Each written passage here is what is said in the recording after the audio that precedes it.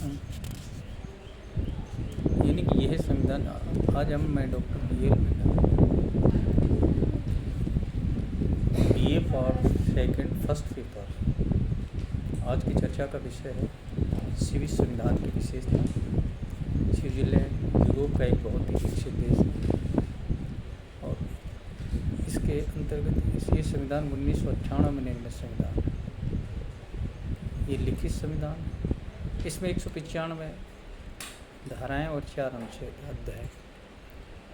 कठोर संविधान है। यानी स्विट्जरलैंड के संविधान एक लिखित संविधान है, निर्मित संविधान है और अपेक्षाकृत एक व्यापक संविधान है। और ये स्विट्जरलैंड के विकास में, आज स्विट्जरलैंड अगर विकसित राष्ट्र है उसमें इसका बहुत बड़ा योगदान है स्विस संविधान का। क्योंकि स्विट्जरलैंड की जो व्यवस्था है, स्विट्जरलैंड की जो कार्यपालिका संघीय सरकार है, यानी वर्तमान समय में इसके संविधान के अंतर्गत स्विट्जरलैंड की जो संविधान है, इनकी जो संघीय संसद है, इस संघीय संसद के अंतर्गत एक तरह से इसमें विस्तृत विवेचन किया गया है। और संघीय संसद 2 सदनात्मक व्यवस्था है इसमें, प्रतिनिधि सभा और सीनेट। यानी स्विस संविधान है। स्विट्जरलैंड के संविधान में शासन के तीनों अंगों को व्यवस्थापिका अर्थात संघीय संसद को निश्चित रूप से सर्वाधिक शक्तिशाली बनाया गया। स्विस संविधान एक तरह से यानी फेडरलिज्म लेजिस्लेटिव, स्विस व्यवस्थापिका, स्विस संघीय सभा, स्विस संविधान के द्वारा शासन के तीनों अंगों में व्यवस्थापिका अर्थात संघीय संसद को निश्चित रूप से सर्वाधिक शक्तिशाली स्थिति प्रदान की गई। स्विस संविधान के अनुच्छेद 148 में कहा गया, जहाँ तक जनता के तथा कैंटनों के अधिकारों का अतिक्रमण नहीं होता, राज्य मंडल की सर्वोच्च सत्ता का प्रयोग संघीय संसद करेगी। 2 सदन प्रतिनिधि सभा और सीनेट होंगे, इन दोनों को समान शक्तियाँ प्राप्त हैं। यानी स्विट्जरलैंड आज का हमारा जो टॉपिक है वो स्विस व्यवस्थापिका, फेडरलिज्म लेजिस्लेचर, फेडरल पार्लियामेंट। यानी स्विट्जरलैंड एक तरह से इसके संविधान में, इसके राज्य में, इसकी संघीय संसद की 2 सदन, एक है प्रतिनिधि सभा और दूसरा है सीनेट। कार्यपालिका तथा संघीय न्यायाधिकरण को इसके अधीन किया गया है। तो संघीय संसद ब्रिटिश संसद की भांति संप्रभु संपन्न संस्था नहीं है। जैसे ब्रिटेन की संसद है, वैसे स्विट्जरलैंड की संघीय संसद को सर्वोच्च अधिकार प्राप्त नहीं है। और संघात्मक व्यवस्था और कठोर संविधान का इसकी शक्ति सीमित हो गई है। स्विस संविधान में लोक निर्णय और आरंभिक की जो व्यवस्था की, उसके कारण कानून निर्माण और संवैधानिक संशोधन में अंतिम शक्ति जनता को प्राप्त है, विधानमंडल को नहीं। स्विट्जरलैंड का संविधान 1848 में निर्मित संविधान, जो 1998 में स्विट्जरलैंड के नवीन संविधान का निर्माण किया गया था। शुरू में 1838 में, वर्तमान संविधान के स्वरूप को 1998 में निर्मित किया गया और 18 अप्रैल 1999 से लागू किया गया। सरकार के 3 अंग हैं, संघीय संसद, संघीय सरकार और संघीय न्यायाधिकरण। संघीय संसद की जब हम चर्चा करते हैं तो इसके 2 भाग हैं, प्रतिनिधि सभा और सीनेट। प्रतिनिधि सभा यानी हाउस ऑफ रिप्रेजेंटेटिव। संविधान के अनुसार प्रतिनिधि सभा के सदस्यों की संख्या 200 है।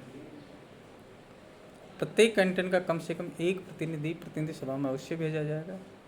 तो हर प्रांत की जो संख्या वो अलग है। जैसे बर्न की 32 है, ज्यूरिच की 31 है सदस्य हैं। और इन सदस्यों का जो कार्यकाल है वो 4 वर्ष का है। चुनाव प्रणाली के अंतर्गत 18 वर्ष के प्रत्येक मतदाता को मताधिकार का अधिकार प्राप्त है। मताधिकार प्राप्त व्यक्ति प्रतिनिधि सभा, सीनेट की सदस्यता प्राप्त कर सकता है। संघीय सरकार पादरी प्रतिनिधि सभा का चुनाव नहीं लड़ सकते।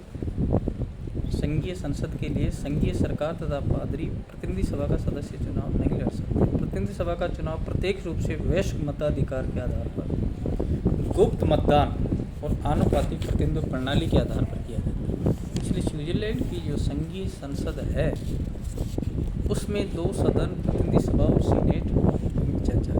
दूसरा सदन है इसका सीनेट, इसके सदस्यों की संख्या 46 है। 46 इसलिए है कि स्विट्जरलैंड में 19 अर्धकंटन और 19 पूर्णकंटन और 6 अर्धकंटन यानी 22 राज्य है। प्रत्येक राज्य से 2 सदस्य चुने जाते हैं, इसलिए 23 सदस्य, इसलिए यहाँ 44 इसके सदस्य की संख्या। और इसमें कुछ 5 अर्धकंटन हैं, जिसमें से ओबवाल्डन, निडवाल्डन, आउटर अपलजर, इंडर अपलजर और ग्लारस है। इनसे एक एक सदस्य भेजा जाता है और 4 कैंटनों में प्रत्यक्ष रूप से, शेष में प्रत्यक्ष रूप से इसके सदस्यों का चुनाव किया जाता है। और इन 4 कैंटनों में इन सदस्यों का, देखिए स्विट्जरलैंड की जो प्रतिनिधि सभा उसके सदस्यों का कार्यकाल अलग है। कुछ कैंटनों का कार्यकाल 4 वर्ष का निश्चित किया गया। सीनेट के सदस्यों का कार्यकाल भी अलग अलग है, कुछ में ये 4 वर्ष है, कई में 1 वर्ष है। तो सीनेट के सदस्य स्विस जनता का नहीं वर कैंटनों का प्रतिनिधित्व करता है। पदाधिकारी सीनेट के अंतर्गत अध्यक्ष होता है, उपाध्यक्ष होता है, अध्यक्ष सदन की अध्यक्षता करता है, उसे निर्णायक मत देने का भी अधिकार होता है। अब हम चर्चा कर रहे हैं कि स्विट्जरलैंड की संघीय संसद के अधिवेशन और विशेष अधिवेशन कब से, यानी सदन के अधिवेशन नियमित रूप से होंगे। कानून अधिवेशन बुलाने से संबंधित व्यवस्था निर्धारित करते हैं। संबंधित सदन के सदस्य या संघीय सरकार के आग्रह पर सदन का विशेष अधिवेशन भी बुलाया जा सकता है। इसके अलावा सदनों की पृथक पृथक बैठक और संयुक्त बैठक होंगी। सामान्यतः प्रतिनिधि सभा और सीनेट की पृथक पृथक बैठकें होंगी। कोई भी विषय दोनों सदनों में पारित होने पर ही उसे संघीय संसद का निर्णय कहा जाएगा। संयुक्त बैठक अनुच्छेद 157 के अनुसार दोनों सदनों की संयुक्त बैठक की व्यवस्था की गई, जिसकी अध्यक्षता प्रतिनिधि सभा के अध्यक्ष। आज हम स्विट्जरलैंड की ये जो संघीय संसद है और संघीय सरकार के सदस्यों अन्य पद का चुनाव किया जाता है। उच्च संघीय सत्ताओं के बीच क्षेत्राधिकार संबंधी विवादों का निपटारा भी इसी के द्वारा किया जाता है। और इसमें जो गणपूर्ति और बहुमत की आवश्यकता होती है। इसकी जो कार्यप्रणाली है फ्रेंच, जर्मन, इटालियन और रोमांच भाषा से। संघीय संसद की जो शक्तियाँ और जो कार्य हैं अनुच्छेद 160 से 173 में संघीय संसद के अधिकारों का अंतर्गत की गई, यानी इसकी जो विधायी शक्तियाँ अनुच्छेद 164 के अनुसार स्विट्जरलैंड की संघीय संसद की जो कानून निर्माण शक्तियाँ हैं उसके अंतर्गत राजनीतिक अधिकारों का प्रयोग किया जाता है। संवैधानिक अधिकारों पर प्रतिबंध के संबंध में इस पर कानून बनाए जाते हैं। व्यक्तियों के अधिकारों और दायित्वों के संबंध में इस पर कानून का निर्माण किया जाता है। करदाताओं के संबंध में, परिसंघ की कार्य और सेवाओं के संबंध में और संघीय कानूनों को लागू करने से, संघीय सत्ताओं के गठन और प्रक्रिया के संबंध में। तो ये स्विट्जरलैंड की संघीय संसद की जो विधायी शक्तियाँ हैं, जो अनुच्छेद 160 से लेकर 173 में संघीय संसद के अधिकारों का जो विस्तृत विवेचन किया गया है और जिसमें 164 के अनुसार इसकी विधेयक शक्तियों का कानून निर्माण के सकते हैं, यानी सदन के दोनों संघीय संसद के जो दोनों सदन हैं प्रतिनिधि सभा और सीनेट, उन दोनों को समान शक्तियां प्राप्त हैं। इसमें ये नहीं है कि वह प्रतिनिधि सभा कम या संघीय सीनेट को कम। दूसरी जो शक्ति संविधान संशोधन की शक्ति, स्विट्जरलैंड के संविधान में जब कभी भी तो दोनों सदनों में बहुमत होना आवश्यक होता है। इसके अलावा निर्वाचन संबंधी शक्ति, स्विस संघीय सभा के जो सदस्य हैं संघीय सरकार के सदस्यों का चुनाव किया जाता है और भी अनेक जो प्रशासनिक पदों की नियुक्ति इन्हीं के द्वारा की जाती है। कार्यपालिका शक्ति यानी जितनी जो प्रशासनिक नियुक्तियाँ की जाती हैं, चाहे वैदेशिक संबंधों के मामले में हो, चाहे अंतर्राष्ट्रीय संधियों के संबंध में हो, अनुच्छेद 166 के अनुसार विदेशों से संबंधित और अंतर्राष्ट्रीय संधियों के संबंध में इसकी कार्यपालिका शक्ति है। संघीय सत्ताओं का निरीक्षण नियंत्रण करते हैं अनुच्छेद 169 और अनुच्छेद 171 के अनुसार संघीय संसद संघीय सरकार को आदेश दे सकती है। ये पावर है, यानी संघीय संसद को शक्तियाँ ज़्यादा प्राप्त हैं। वो संघीय सरकार को किसी भी कानून निर्माण के लिए आदेश दे सकती है। वित्तीय शक्ति की बजट की स्वीकृति के प्रदान करती है और कैंटनों से संबंध जितने भी कैंटनों के जो आपसी विवाद हैं उनमें भी स्विट्जरलैंड की संघीय संसद का बहुत अधिक महत्वपूर्ण स्थान होता है। ये थी इसकी कैंटनों। अब है न्यायिक शक्तियाँ। अनुच्छेद 173 के अनुसार सामूहिक समाधान प्रदान करने का भी संघीय संसद को अधिकार।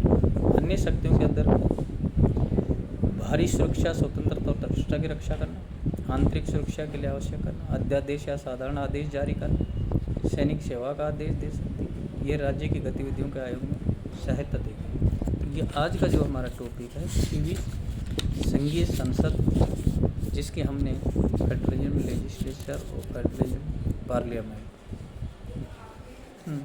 तो ये चर्चा हमने की और इसके अंतर्गत